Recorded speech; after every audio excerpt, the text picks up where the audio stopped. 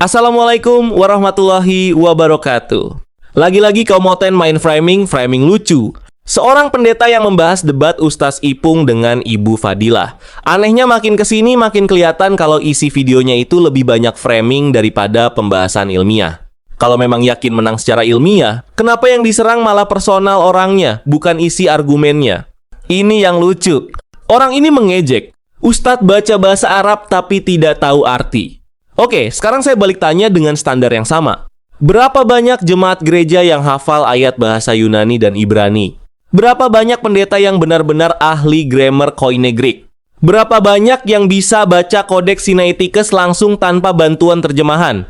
Kalau ukuran pintar agama adalah harus menguasai bahasa asli secara penuh, maka sebagian besar penceramah semua agama juga kena dong.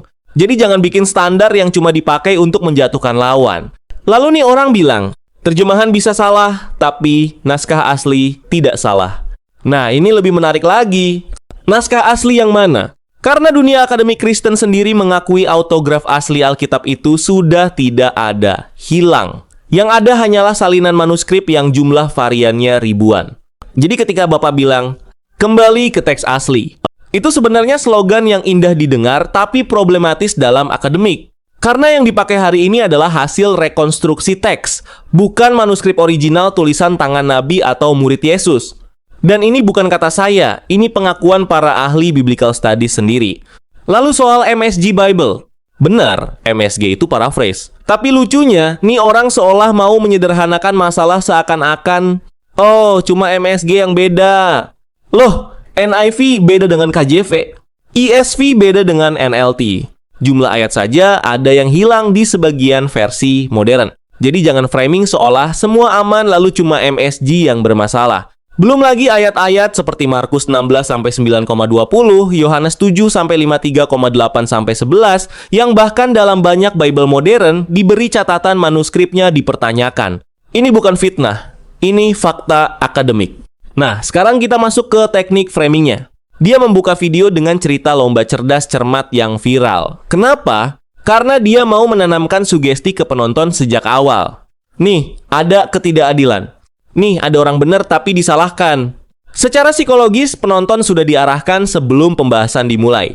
Ini teknik framing klasik. Lalu sepanjang video, penonton dibuat tertawa supaya emosi lebih dominan daripada berpikir kritis. Makanya yang keluar, malu sendiri. Kacau. Kualitas mereka. Padahal tidak ada pembuktian mendalam tentang bahasa teks yang diperdebatkan. Yang ada justru pengalihan isu. Dan saya heran ya, ketika Muslim mempertanyakan banyak versi Alkitab, langsung dibilang, itu kan cuma terjemahan. Tapi ketika Muslim berbeda baca atau berbeda penafsiran sedikit saja, langsung dijadikan bahan olokan seolah fatal. Ini namanya standar ganda.